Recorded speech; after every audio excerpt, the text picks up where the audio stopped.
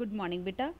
बच्चे इस तो पहला आप शुरू किया सीगा types of the democracy. Now we are discuss about the merits of democracy. लोकतंत्र के की गुण ने, लोकतंत्र के की फायदे ने, क्यों लोकतंत्र अपनाई जाती है, क्यों इसनों सब तो बेस्ट फॉर्म ऑफ गवर्नमेंट जिहड़ा हैगा वो कहा जाता है।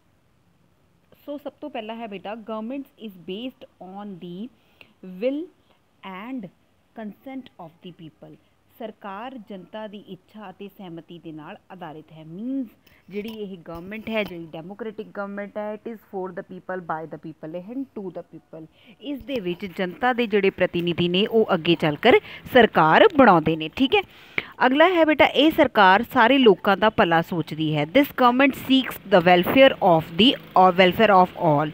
यह सरकार सारे लोगों का भला सोचती है। मीनस एक रिस्पॉन्सिबल गवर्नमेंट है, वधिया गवर्नमेंट है, जिस करके सारे लोगों को जोड़ा है इसका फायदा हुंदा है। Administration is good and responsible. इस दे विच राज्य प्रबंध चंगा हुंदा है ते जिम्मेदार हुंदा है, क्योंकि लोगों के प्रति इसकी जिम्मेदारी हुंदी है। सो इस करके कहा जाता है कि this form of government is the responsible form of government. लोगों को राजनीतिक विद्या प्राप्त होती है। क्वाइट ऑबवियस लोग जोड़े है ये इनवॉल्व होंगे ने, पार्टिसिपेशन करते हैं, जिसके करके इन्हों पॉलिटिक्स के बारे जानकारी प्राप्त होंदी रहती है। ये सरकार सुतंत्रता, समानता अते भ्रातृ भाव के सिद्धांतों पर आधारित होंदी है। मीनस this government is based on the principle of liberty, equality and the fraternity. मीनस इस सरकार दे विच जिहड़ा हैगा वो स्वतंत्रता अते समानता और भाईचारा जिहड़ा हैगा वो पाया जाता है। क्रांति की संभावना घट होंदी है। क्यों बेटा रेवोल्यूशन जिहड़ा हैगा घट क्यों होंदा है? क्योंकि लोगों के प्रतिनिधि ही ये चुन के जिहड़े हैगे अगे चल के सरकार बनाउंदे ने, लोगों ने ही चुनिया होंदा है। इस करके इस दे विच रेवोल्यूशन की जिहड़ी चांसेस ने वो घट जाते हैं। इट प्रमोट्स द पैट्रियटिज्म, देश भगती नूं बढ़ावा दिंदी है। मीनस ये जिहड़ी गवर्नमेंट है ये देश भगती नूं बढ़ावा दिंदी है, क्योंकि लोगों का देश के प्रति प्यार जिहड़ा हैगा वो इहदे विच बरकरार रहिंदा है। लोगों को सरकार बारे जानकारी मिलती है, अपने देश बारे जानकारी मिलती है, और जिहड़ी सरकार है उसनूं रिस्पॉन्सिबल बनाउण दे विच लोग जिहड़े हैगे ने अपनी भरपूर भूमिका निभाउंदे ने। उस तो बाद ये राज्य प्रबंध विच योग्यता लियाउंदी है। क्वाइट ऑबवियस योग व्यक्ति जिहड़े हैगे ने वो इहदे विच इनवॉल्व होंदे ने, और लोग जिहड़े हैगे ने लोगों को भी योग्य बनाती है, तां जो वो अपने अधिकार जिहड़े हैगे ने या तां जो अपना राइट ऑफ वोट है वो ईजीली इस्तेमाल कर सकन। समाजिक, राजनीतिक अते आर्थिक सुधार, क्योंकि गवर्नमेंट जिहड़ी हैगी रिस्पॉन्सिबल होंदी है, सो क्वाइट ऑबवियस वो समाजिक अते राजनीतिक अते आर्थिक सुधार नूं भी बढ़ावा दिंदी है। Laws are better for obeyed, कानूनों की ठीक तरह पालना होंदी है, क्योंकि लोगों के द्वारा बनाए जोड़े प्रतिनिधि है, चुने हुए प्रतिनिधि है, वही कानून बनाते। सो इस करके लोग जोड़े है कानूनों की पालना ठीक तरह करते हैं। ये लोगों के विच एकता पैदा करती, क्योंकि एकजुट होकर लोग सरकार नूं बनाउंदे ने। व्यक्ति के विकास के लिए उचित मौके प्रदान करती है। लोगों के अधिकार और स्वतंत्रतावां की राखी करती है। सार्वजनिक आलोचना पर आधारित होंदी है, क्योंकि based on the public criticism, जो पब्लिकली तौर पर एक गवर्नमेंट को क्रिटिसाइज किया जाता है, इट मीनस लोगों का ओपीनियन उस दे विच मायने रखता है। राष्ट्रीय चरित्र का निर्माण करती है। बिल्डिंग ऑफ नैशनल करैक्टर जिहड़ा हैगा वो निर्माण करती है, तो व्यक्ति के व्यक्तित्व का सत्कार करती है, ह्यूमन डिगनिटी का दी रिस्पैक्ट करती है। लोकतंत्र के औगुण, डीमैरिट्स ऑफ गवर्नमेंट, गुणां नालों गिणती नूं ज़्यादा महत्वता दी जाती है। मीनस इस दे विच ये नहीं देखा जाता कि कौन कितना काबिल है, कौन कितना नहीं, कौन कितना जिहड़ा हैगा वो जिहड़ा है काबिल नहीं है। इस दे विच सिर्फ और सिर्फ जिहड़ा हैगा वोटां की गिणती नूं ध्यान दे विच रखिया जाता है। हुण for example that suppose that बेटा ABC 3 कैंडीडेट्स जिहड़े हैगे ने इलैक्शनस लड़ रहे हैं। सपोज करो A नूं 10 वोट्स मिलिया, B नूं जिहड़ियां हैगियां 20 वोट मिलिया, ते C नूं जिहड़ियां हैगियां ये सपोज करो 40 वोट्स मिलिया। ठीक है, तो जो 40 वोट्स वाला है वो अगे चल के सरकार बना लेंदा है, या वो सरकार जी हैगी बन जाती है। लेकिन ये भी आप नहीं देखते कि जोड़े 30 पीपल है, हो सकता है कि 30 जो जिसनों वोट्स मिले वो ज़्यादा काबिल होवे as comparison to the others. देखो ए नूं भी 20 वोट्स मिली है, बी नूं भी 20 वोट्स मिली है, तो सी नूं 40 वोट्स मिली है।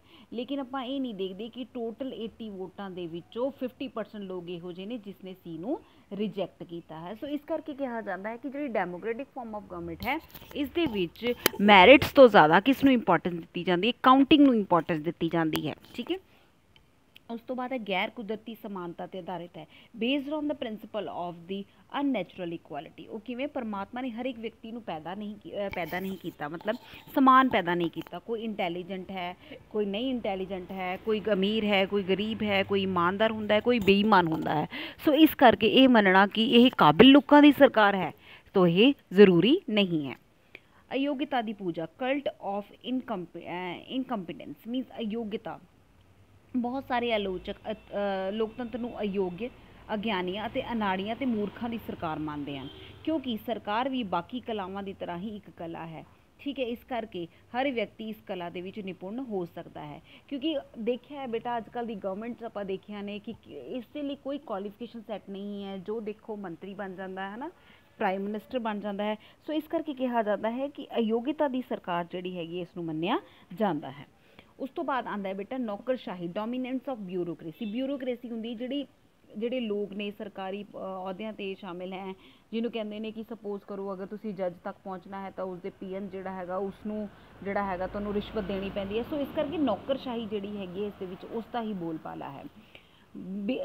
ਕਿਹਾ ਜਾਂਦਾ ਹੈ ਕਿ ਜਿਹੜੀ ਡੈਮੋਕ੍ਰੇਟਿਕ ਹੈ ਉਸਨੂੰ ਨੌਕਰਸ਼ਾਹੀ ਹੀ ਚਲਾਉਂਦੀ ਹੈ। ਐਕਸਪੈਂਸਿਵ ਗਵਰਨਮੈਂਟ ਹੈ, ਖਰਚੀਲੀ ਸ਼ਾਸਨ ਪ੍ਰਣਾਲੀ ਹੈ, ਕਿਉਂਕਿ ਸਮੇਂ ਸਮੇਂ ਸਿਰ ਜਿਹੜੀਆਂ ਚੋਣਾਂ ਕਰਵਾਈਆਂ ਜਾਂਦੀਆਂ ਉਸ 'ਤੇ ਬਹੁਤ ਜ਼ਿਆਦਾ ਪੈਸਾ ਜਿਹੜਾ ਹੈਗਾ ਉਹ ਖਰਚ ਹੋ ਜਾਂਦਾ ਹੈ। ਅਨਸਟੇਬਲ ਗਵਰਨਮੈਂਟ ਹੈ, ਅਸਥਿਰ ਸਰਕਾਰ ਹੈ। ਠੀਕ ਹੈ, ਲੋਕਾਂ ਨੂੰ ਪਸੰਦ ਆਈ, ਠੀਕ ਹੈ, ਉਸ ਤੋਂ ਬਾਅਦ ਜਿਹੜੀ ਹੈਗੀ ਫਿਰ ਚੇਂਜ ਹੋਗੀ। ਅਨਸਟੇਬਲ ਗਵਰਨਮੈਂਟ ਹੈ, ਜਦ ਤੱਕ ਗਵਰਨਮੈਂਟ ਨੂੰ ਕੁਝ ਸਮਝ ਆਉਣ ਲੱਗਦਾ ਜਦ ਤੱਕ 5 ਸਾਲ ਪੂਰੇ ਹੋ ਜਾਂਦੇ ਔਰ ਉਸ 'ਤੇ ਚੇਂਜ ਹੋਣ ਦਾ ਟਾਈਮ ਆ ਜਾਂਦਾ ਹੈ। ਰਾਜਨੀਤਿਕ ਦਲਾਂ ਦੇ ਬੁਰੇ ਪ੍ਰਭਾਵ ਆਪਾਂ ਪਿੱਛੇ ਪੜ੍ਹਿਆ ਹੀ ਹੈ ਕਿ ਪੋਲੀਟੀਕਲ ਪਾਰਟੀਜ਼ ਕੀ ਹੈ, ਕਾਸਟ ਦੇ ਉੱਤੇ ਬੇਸਡ ਨੇ, ਭਾਸ਼ਾ ਦੇ ਉੱਤੇ ਬੇਸਡ ਨੇ, ਰੰਗ, ਧਰਮ, ਨਸਲ, ਜਾਤ, ਇਹ ਸਭ ਜਿਹੜੀਆਂ ਚੀਜ਼ਾਂ ਨੇ ਇਹ ਬੇਸਡ ਨੇ ਸਾਡੇ ਪੋਲੀਟੀਕਲ ਪਾਰਟੀਜ਼ ਦਾ।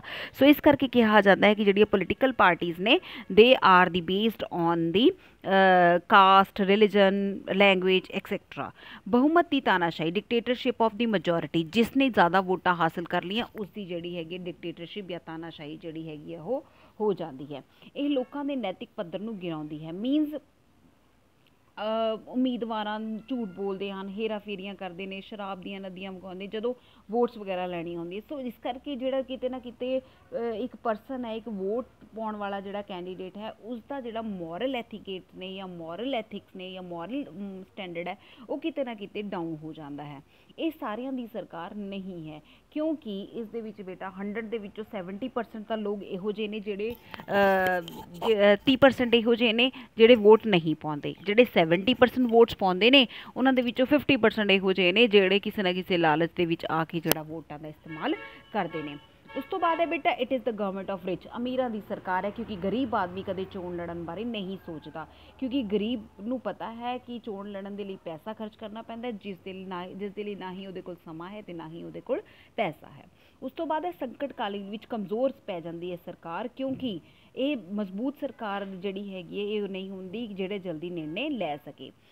ਰਾਜਨੀਤੀ ਇੱਕ ਪੇਸ਼ਾ ਬਣ ਕੇ ਰਹਿ ਜਾਂਦੀ ਹੈ। ਪੋਲੀਟਿਕਸ ਦੇ ਵਿੱਚ ਇੱਕ ਜਿਹੜੀ ਡੈਮੋਕ੍ਰੇਟਿਕ ਦੇ ਵਿੱਚ ਪੋਲੀਟਿਕਸ ਪੇਸ਼ਾ ਬਣ ਕੇ ਰਹਿ ਜਾਂਦੀ, ਪੀੜ੍ਹੀ ਦਰ ਪੀੜ੍ਹੀ ਉਸ ਨੂੰ ਚਲਾਉਣ ਦੀ ਕੋਸ਼ਿਸ਼ ਕੀਤੀ ਜਾਂਦੀ ਹੈ। ਕੌਮੀ ਏਕਤਾ ਇਸ ਦੇ ਵਿੱਚ ਜਿਹੜੀ ਹੈਗੀ ਆ ਉਹ ਕਮਜ਼ੋਰ ਹੁੰਦੀ ਹੈ, ਕਿਉਂਕਿ ਕਈ ਵਾਰ ਇਸ ਦੇ ਵਿੱਚ ਹਿੰਸਾ ਹੁੰਦੀ ਹੈ ਔਰ ਗਲਤ ਤਰੀਕਿਆਂ ਦੇ ਵਿੱਚ ਜਿਹੜਾ ਹੈਗਾ ਉਹ ਗਲਤ ਤਰੀਕੇ ਅਪਣਾਏ ਜਾਂਦੇ ਨੇ। ਵੋਟਰਾਂ ਦੀ ਉਦਾਸੀਨਤਾ, ਦਿਨੋਂ ਦਿਨ ਜਿਹੜੀ ਹੈਗੀ ਵੋਟਰਾਂ ਦੇ ਵਿੱਚ ਉਦਾਸੀਨਤਾ ਬਣਦੀ ਜਾਂਦੀ, ਕਿਉਂਕਿ ਜਦੋਂ ਪਰਸਨ ਇੱਕ ਵੋਟ ਦਿੰਦਾ ਹੈ ਤਾਂ ਉਸਨੂੰ ਸਰਕਾਰ ਤੋਂ ਕੋਈ ਨਾ ਕੋਈ ਉਮੀਦ ਹੋ ਜਾਂਦੀ ਹੈ, ਔਰ ਜਦੋਂ ਉਹ ਸਰਕਾਰ ਉਸਦੀ ਉਮੀਦਾਂ ਦੇ ਉੱਤੇ ਖਰਾ ਨਹੀਂ ਉਤਰਦੀ ਤਾਂ ਕਿਤੇ ਨਾ ਕਿਤੇ ਆਉਣ ਵਾਲੇ ਸਮੇਂ ਦੇ ਵਿੱਚ ਉਹਨਾਂ ਦੇ ਵਿੱਚ ਉਦਾਸੀਨਤਾ ਜਿਹੜੀ ਹੈਗੀ ਹੈ ਜਾਂ ਜੇ ਕਹਿ ਲਓ ਇੰਡਿਫਰੈਂਟ ਐਟੀਟਿਊਡ ਜਿਹੜਾ ਹੈਗਾ ਉਹ ਵੋਟਰਸ ਦਾ ਹੋ ਜਾਂਦਾ ਹੈ। ਲੋਕਤੰਤਰ ਇੱਕ ਭਰਮ ਹੈ, for the people, by the people, to the people.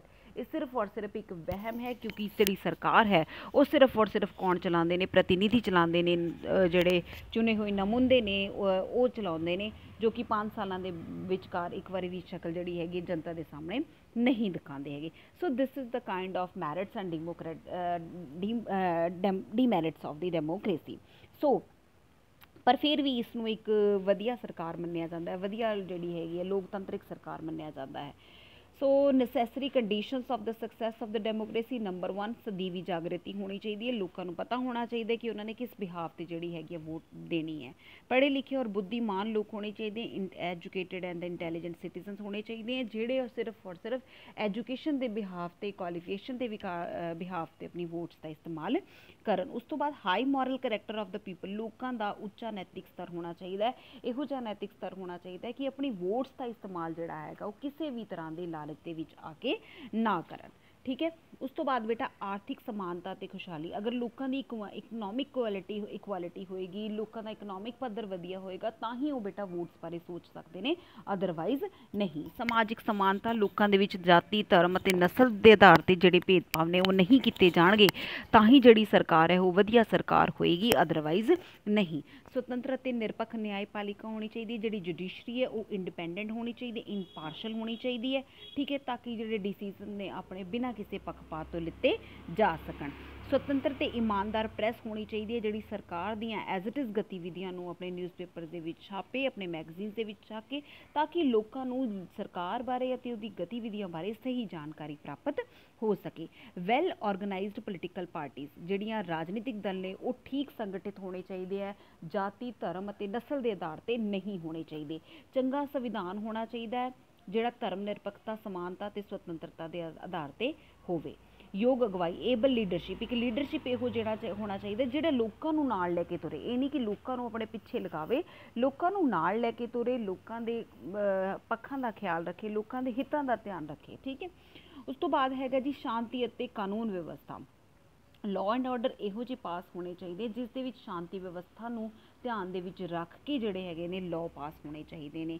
सहयोग अते सहनशीलता, कोऑपरेशन होनी चाहिए लोगों की सरकार दे नाल, और टॉलरेशन होनी चाहिए, सहनशीलता होनी चाहिए कि कुछ समय लई जिहड़ा हैगा किसी चीज़ नूं किसी कानून नूं परख के देखा जाए, उस तो बाद जिहड़े हैगे ने उसके निर्णय लिते जाण। स्थानक अते स्वै शासन मीनस सैल्फ गवर्नमेंट होनी चाहिए, सरकार जिहड़ी हैगी राज्य सरकारां भी इन्नियां प्रबल होणियां चाहिए ने कि वो अपने बिहाफ से डिसीजन जिहड़े हैगे ने वो लै सकण।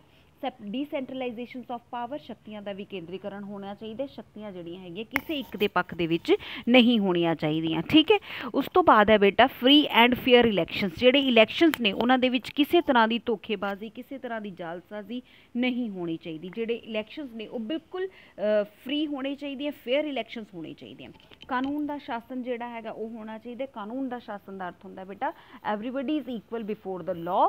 ठीक है। There is no discrimination on the caste and language etcetera.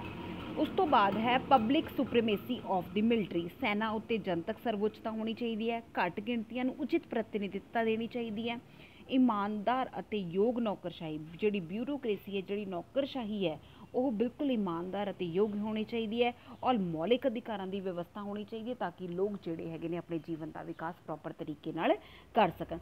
सो कंकलूजन जिहड़ा हैगा आपां इत्थों लिखांगे बेटा कि इत्थों कर लो कि लोकतंत्र की सफलता सुभाविक है क्योंकि ये शर्तां लोकतंत्र की सफलता लई उचित वातावरण पैदा करदियां ने। आम देखण विच आउंदा है कि तीसरी दुनिया के देश थर्ड वर्ल्ड कंट्रीज़ जिन्हां नूं अज विकासशील देश कहा जाता है वो गरीबी अनपढ़ता असमानता ते दूजे लई कई खेतरां दे विच पछड़ापन पाया जाता है।